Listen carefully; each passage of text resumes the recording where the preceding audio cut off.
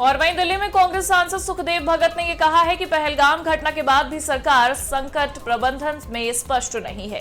उन्होंने कहा कि निकासी और आपूर्ति सुनिश्चित करने के लिए सरकार ने ठोस समय सीमा का योजना नहीं बताई है। अब भगत ने यह भी कहा है कि देश के नागरिक अपनी जान जोखिम में डालकर खड़े हैं, इसलिए सरकार को तत्काल और दीर्घकालिक रणनीति देना स्पष्ट होगा। निश्चित रूप से इसके पहले मैं बताऊं, अभी पिछली बार पहलगांव की जो घटना हुई, हम सरकार के साथ खड़े थे।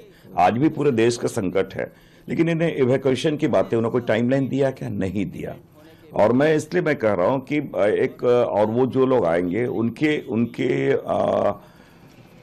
रोजगार के लिए वो एक बड़ा प्रेशर है, वो उस पर आप कुछ नहीं करें। दूसरी बात कि आप सरकार बार बार ये करी, संकट नहीं है, लेकिन आप बहुत सारे देखेंगे पेट्रोल पंप वगैरह में वो नो फ्यूल का सारा बोर्ड लग चुका है।